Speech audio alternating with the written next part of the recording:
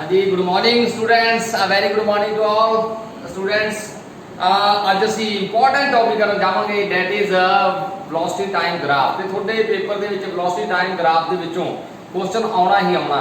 ਇਹ ਆਪਾਂ ਧਿਆਨ ਨਾਲ ਸਮਝਣਾ ਵੀ ਵੈਲੋਸਿਟੀ ਟਾਈਮ ਗ੍ਰਾਫ ਅਸੀਂ ਡਰਾ ਕਿਉਂ ਕਰਦੇ ਆ, ਇਹਦੀ ਇੰਪੋਰਟੈਂਸ ਕੀ ਹੈ, ਠੀਕ ਹੈ, ਸਿਗਨੀਫੀਕੈਂਸ ਕੀ ਹੈ ਵੈਲੋਸਿਟੀ ਟਾਈਮ ਗ੍ਰਾਫ ਦਾ। ਯਾਦ ਰੱਖਿਓ, importance of velocity time graph ਕਰਨ ਜਾ ਰਹੇ ਆਪਾਂ। ਹੁਣ ਮੰਨ ਲਓ ਸਾਡੇ ਕੋਲ ਇਹ ਗ੍ਰਾਫ ਹੈ, इधर वेलोसिटी है, इस पासे टाइम है।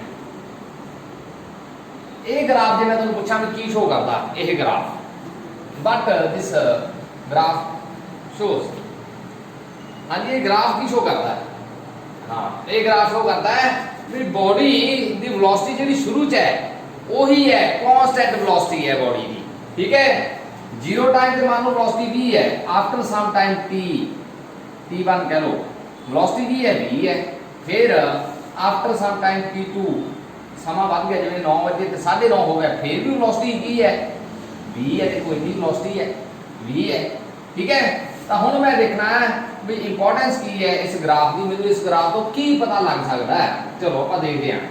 लो आपां पहला रिलेशन कर लईए, इसनूं पॉइंट दे दईए। मान लो ये साडे कोल पॉइंट a b, असीं इसनूं कह दईए c d।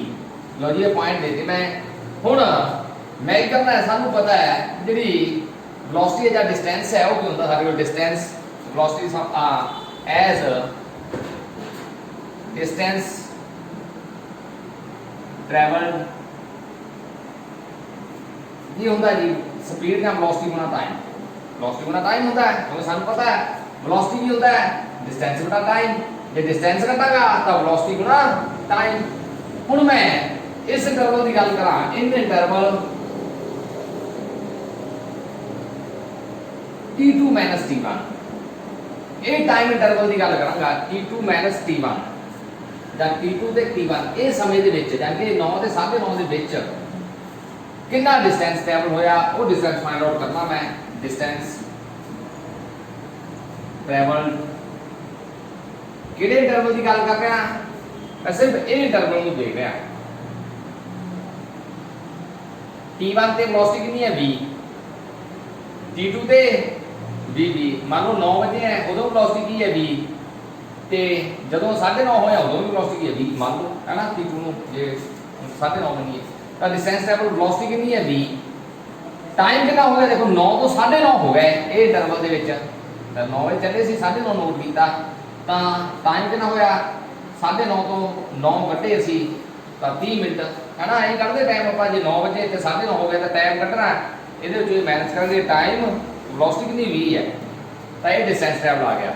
डिस्टेंस v के बराबर है, देखो v a c दे।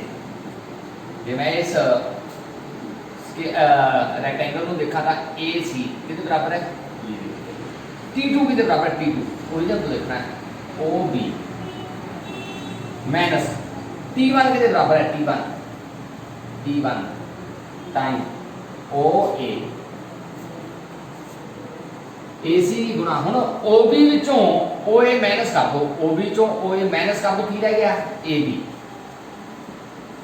लो जी, साडे कोल डिस्टेंस ट्रैवल है जेड़ा, देखो AC गुना AB की बन गया, AC गुना AB, लंबाई गुना चौड़ाई, लेंथ इनटू ब्रेड्थ की बन गया एरिया ऑफ दिस रेक्टेंगल। तो ये बन गया एरिया ऑफ रेक्टेंगल। केड़ी rectangle, A B C D दा।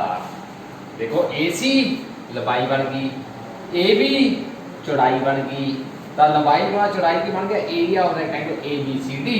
तो ये की है, डिस्टेंस के बराबर है। इसका मतलब जे मैनू वेलोसिटी टाइम ग्राफ दिता है, जिस इंटरवल की वो गल करता है उस इंटरवल में ग्राफ के हेठला एरिया कर लो, ग्राफ के हेठला एरिया कर दो, वो तुम की दे देगा डिस्टेंस ट्रैवल्ड।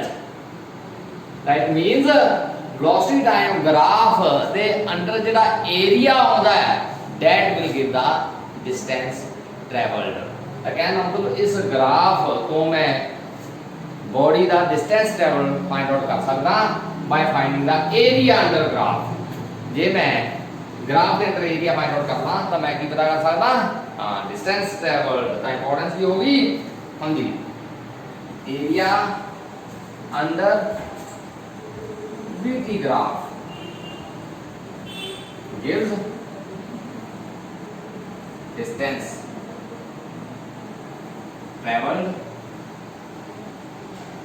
by body।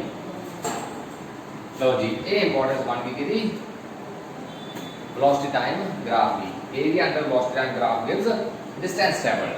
तो हुण मैं इहदे नाल दा एक दो न्यूमेरिकल कर सकदा। न्यूमेरिकल दे विच तुसीं सिंपली फाइंड आउट करना, देखो एरिया अंडर ग्राफ।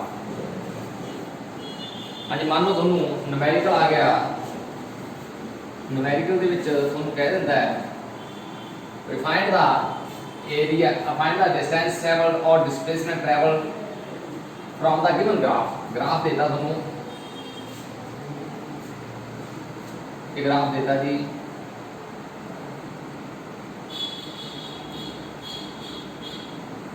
इधर लिखता वेलोसिटी, ये वेलोसिटी लिखती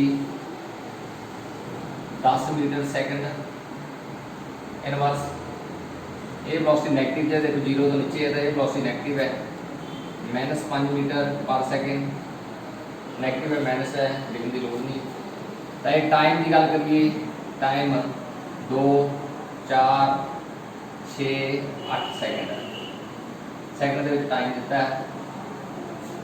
कहता find distance and displacement from given VT graph for time कितना 8 सेकंड 8 सेकंड लिए पूरा 8 सेकंड दी इत्थों तक ली पूरा तुसी डिस्टेंस ते डिस्प्लेसमेंट पता करो। हुण डिस्टेंस की है,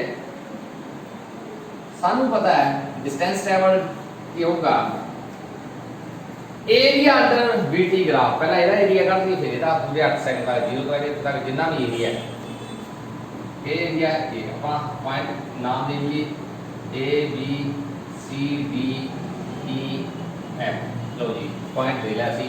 तो ਹੁਣ डिस्टेंस ਇਹਦਾ एरिया प्लस होगा, हाँ जी area of OABC rectangle OABC plus और एरिया कितना प्लस होगा, ये भी हैगा CDEF।